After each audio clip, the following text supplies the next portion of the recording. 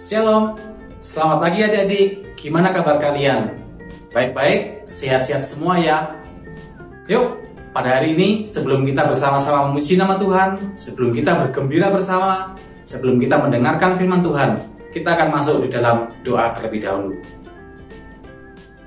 Tuhan, terima kasih Tuhan, karena Tuhan sudah menyertai akan setiap kehidupan kami semua, khususnya bagi adik-adik kami semua.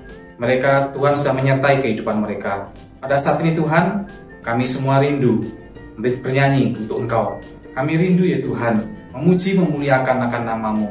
Dan juga kami boleh rindu untuk mendengarkan akan firman-Mu. Tolong setiap adik-adik kami Tuhan, supaya mereka boleh beribadah dengan sungguh-sungguh, supaya mereka bisa menyenangkan akan hati-Mu. Terima kasih Tuhan, kami serahkan ibadah online ini hanya ke dalam tangan-Mu. Di dalam nama Tuhan kami Yesus Kristus, kami sudah berdoa. Amin. Adik-adik, kita harus bersyukur karena kita memiliki Tuhan yang mau menjadi sahabat yang setia bagi kita semua. Apapun keadaan kita, Tuhan mau menjadi sahabat yang setia. Yuk, kita bersama-sama akan menyanyikan pujian Ada Satu Sobatku. Ayo teman-teman, mari bangkit berdiri. Kita akan menyanyikan lagu Ada Satu Sobatku.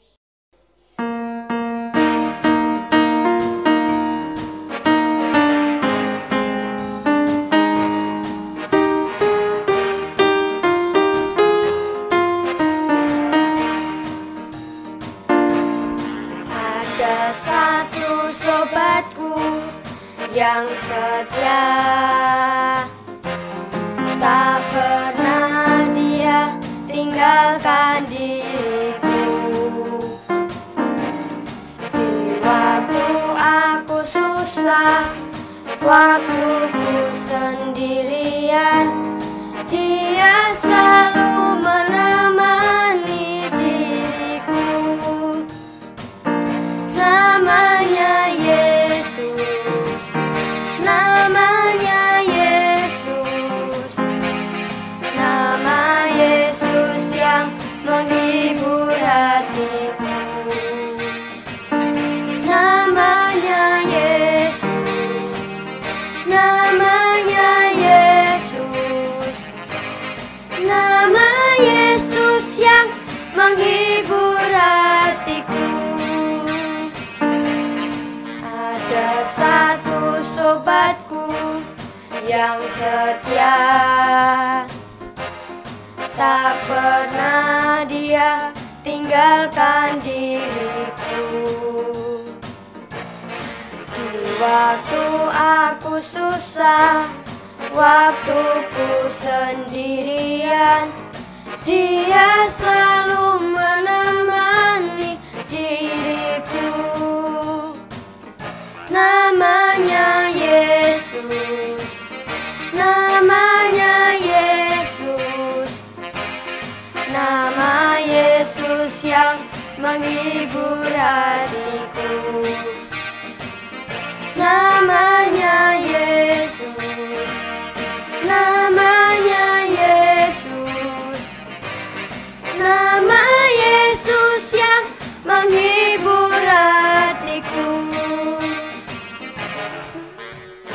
Yesus, namanya Yesus, nama Yesus yang menghibur hatiku. Namanya Yesus, namanya Yesus, nama Yesus yang menghibur hatiku. Nah adik-adik, di dalam pujian tadi kita bisa tahu bahwa Tuhan begitu mengasihi kita. Dia mau menjadi sahabat yang setia. Kasih penyertaan Tuhan itu begitu luar biasa dan tidak pernah berubah dari dulu, sekarang, dan sampai selamanya. Di dalam firman Tuhan, dalam perjanjian lama, dalam kitab Keluaran, Tuhan sudah menunjukkan ketika Tuhan memimpin bangsa Israel keluar dari tanah Mesir.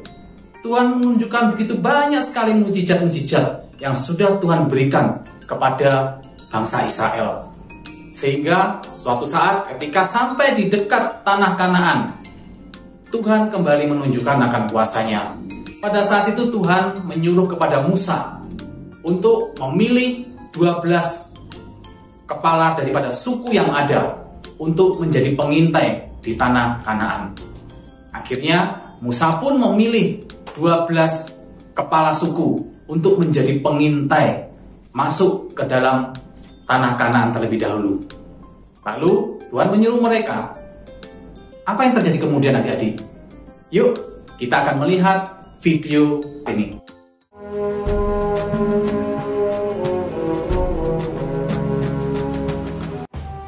Tuhan berfirman kepada Musa, "Suruhlah beberapa orang mengintai tanah Kanaan yang akan kuberikan kepada orang Israel.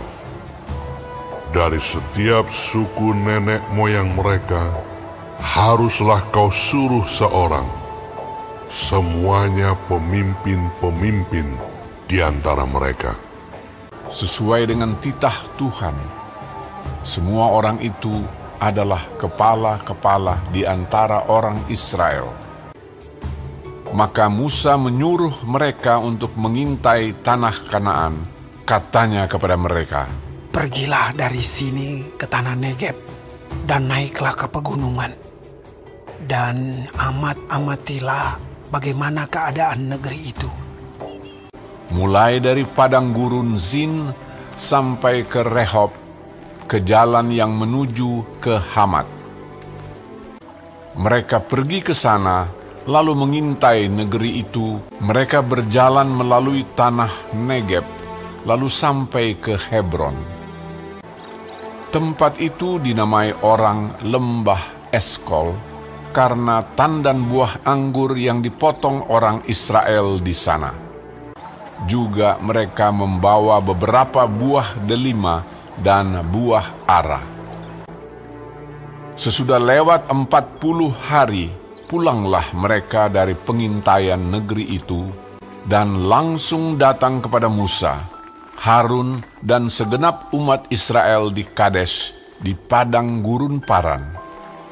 Mereka membawa pulang kabar kepada keduanya dan memperlihatkan kepada sekaliannya hasil negeri itu. Mereka menceritakan kepadanya, "Kami sudah masuk ke negeri kemana kau suruh kami.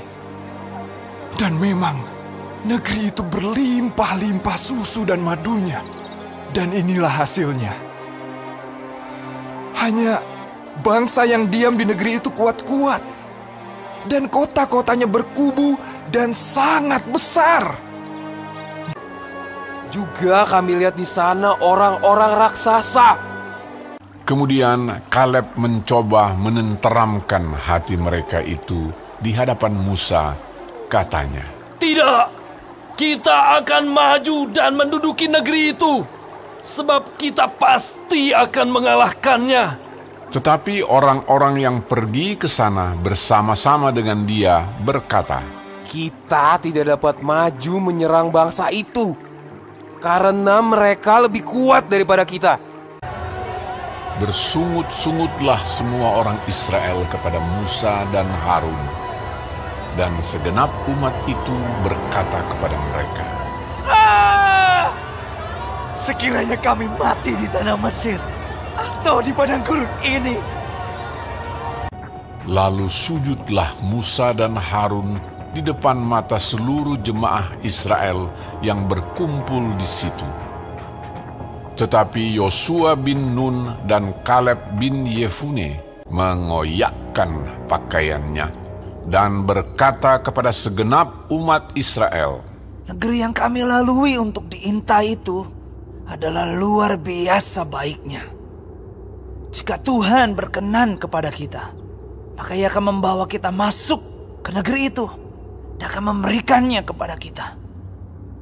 Hanya janganlah memberontak kepada Tuhan, dan janganlah takut kepada bangsa negeri itu. Sedang Tuhan menyertai kita. Lalu segenap umat itu mengancam hendak melontari kedua orang itu dengan batu.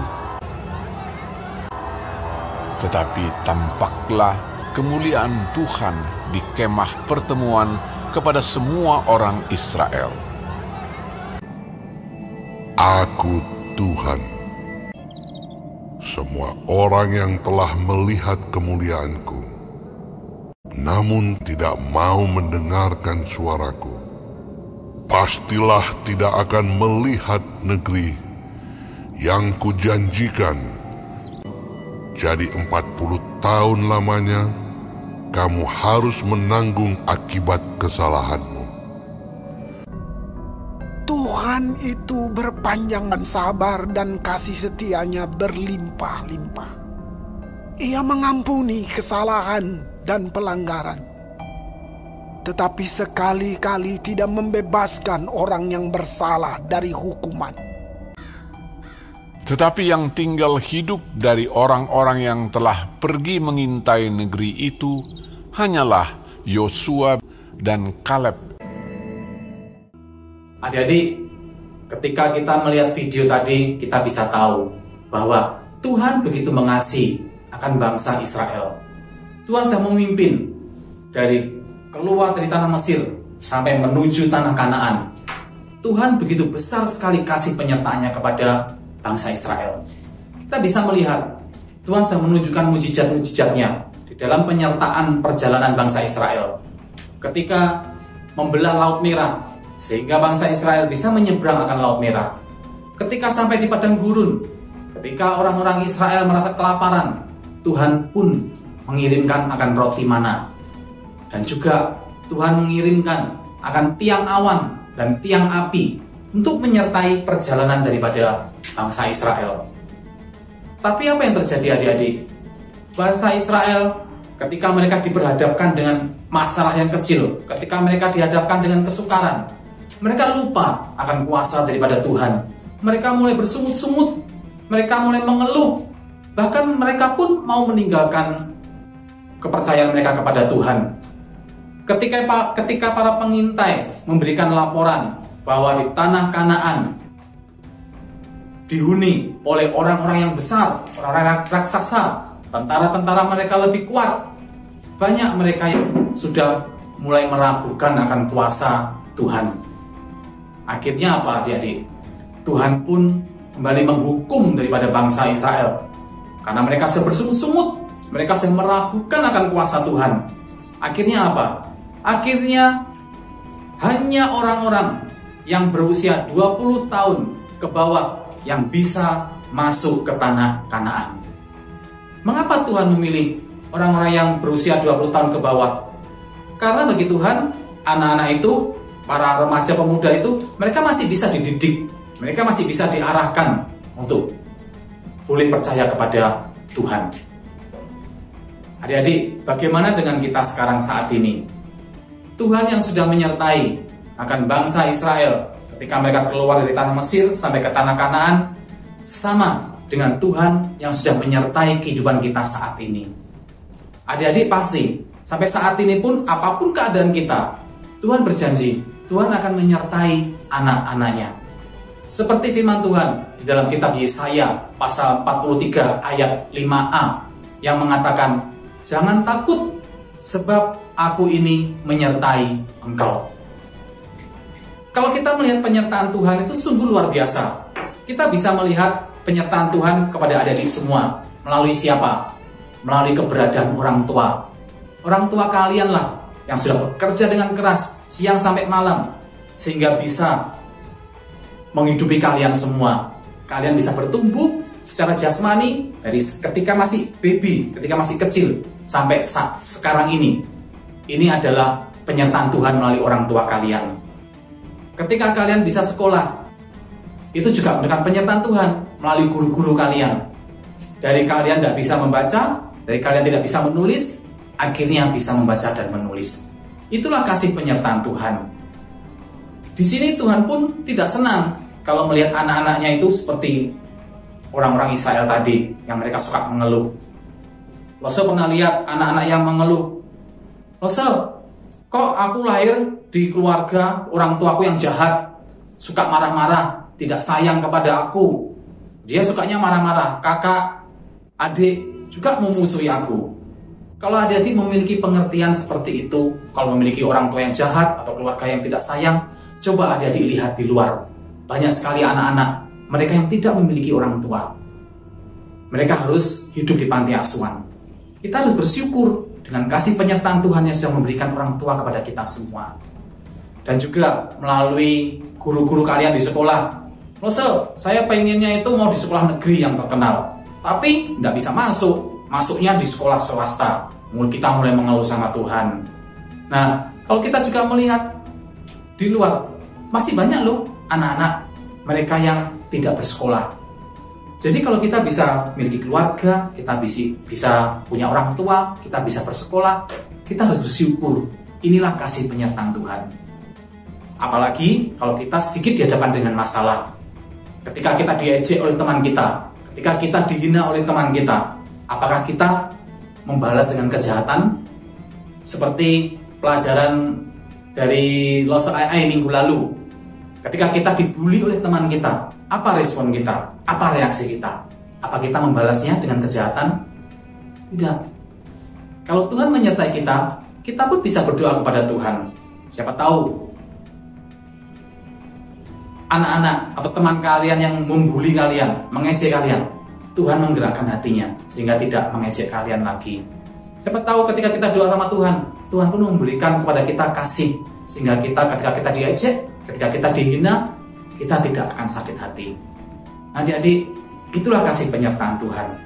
Tuhan pun juga mengingatkan, tadi Losa bilang di dalam Yesaya pasal 43 ayat 5a tadi, kita tidak boleh takut, kita tidak boleh gentar, karena Tuhan itu menyertai kita dari dulu, sekarang, dan sampai selamanya.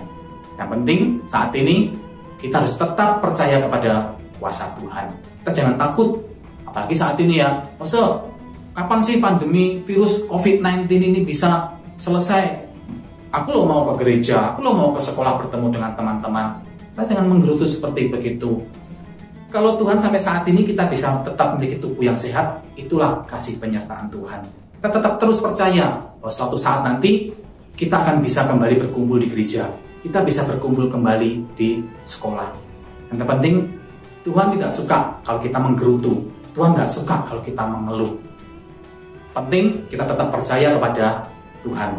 Dan satu lagi lo saya ingatkan, yang penting apa? Kita tetap menjalankan protokol kesehatan. Ya, berapa M? Ingat enggak?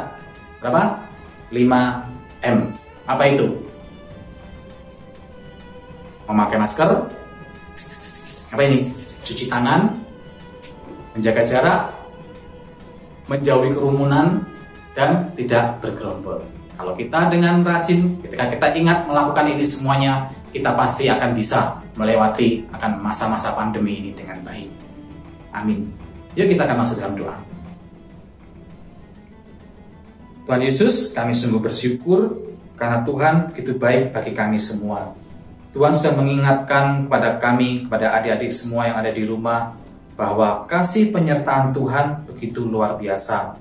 Ajarkan bagi kami semua Tuhan, supaya kami semua tidak takut dan kami tidak khawatir lagi dengan masa depan kami. Karena janji-Mu ya Tuhan, bahwa Engkau akan menyertai kami sampai kapanpun. Ajarkan bagi kami ya Tuhan, supaya ketika kami takut, ketika kami khawatir, kami diingatkan bahwa kami tidak pernah sendirian. Karena kami memiliki Tuhan yang mengasihi kami. Tuhan yang selalu berada di samping kami. Terima kasih Tuhan, kami mengucap syukur, dan kami mau menyerahkan doa ini ke dalam tangan-Mu. Dalam Putra-Mu yang tunggal Yesus Kristus, kami sudah berdoa. Amin. Oke adik-adik, sampai jumpa minggu depan. Tuhan Yesus memberkati kalian semua. Dadah teman-teman.